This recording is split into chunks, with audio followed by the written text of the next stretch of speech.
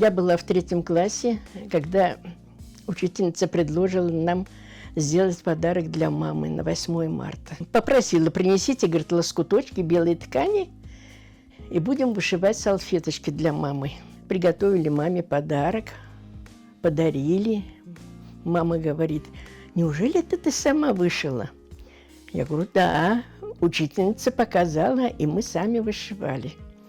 Она: машалла, машалла, қызыма, бір ділбер олған, бір ділбер нағышлағансың, машалла, машалла саңа.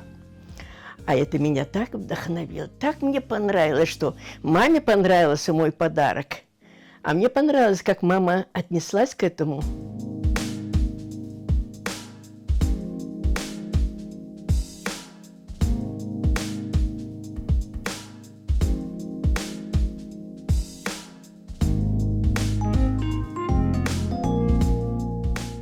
Деревья, листики деревьев, цветы вышиваются французским узлом вот этим. А небо и море, вода, это лед, снег, это все вышивается гладью. Но тут дело в том, что используется разная нить. Идет и акрил, идет и хлопок, мулине, идет и шерсть, идет и полиэстер. Если небо вышиваешь, значит, идет мулине, чтобы оно не отблескивало. А если море идет, воду вышиваешь, то надо, чтобы оно блестело, и идет уже шелковая нить. Нитки очень много, разных тонов надо, потому что одним зеленым цветом дерева не вышьешь.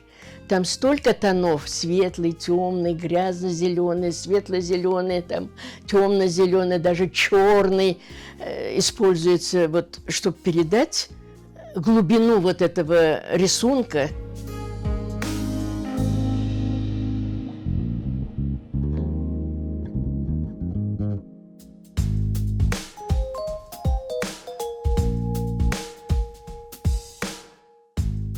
Когда в Узбекистане жили, конечно, и папа, и мама, родственники собирались. Все время говорили: Крым, вот Крым такой так красивый, вот Крым такое самое, в Крыму не жарко, вот в Крыму пыли нету, вот Крым, Крым, в Крыму столько родников, столько колодцев. Вот. Они просто болели вот этим Крымом. И в нас, наверное, с детства уже вот это было привито любовь к Крыму, к родине. И когда мы в Крым переехали, я только тогда оценила то, что они говорили про Крым. Вот когда я это увидела все, это просто меня, не знаю, как взволновало. Думаю, не зря они говорили про Крым, не зря они болели про Крым. И куда ни взглянешь, хочется увиденное запечатлеть.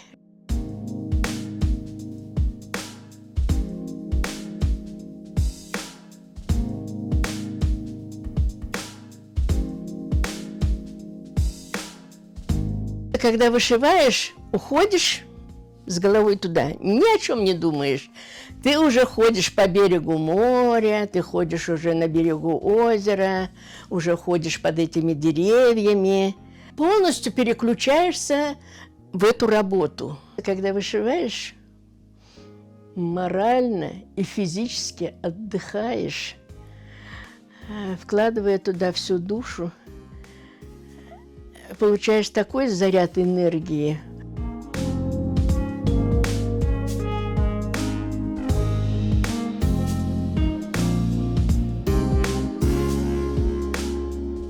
Нельзя сидеть, сложа руки перед телевизором.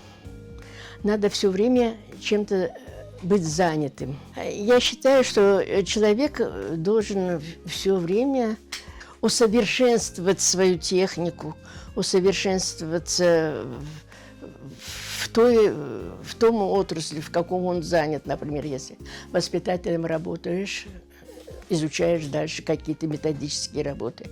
Если вышивкой занимаешься, значит, изучаешь какие-то другие техники вышивания. Вы знаете, у меня столько энергии, как будто я буду 100 лет жить, и я буду 100 лет вышивать.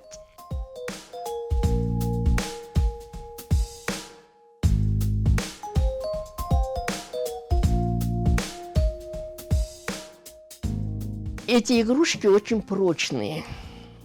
И детям они очень нравятся, потому что у них глазки не оторвешь, уши не оторвешь, они все связанные, они легкие. Когда я вижу, как ребенок радуется, как он играет с этими игрушками, меня еще больше вдохновляет связать еще что-то новенькое, еще что-то дать ребенку, чтобы он играл. Вышиваю так для души. И если устану вышивать, перехожу на вязание. Короче, чередую то одно, то другое.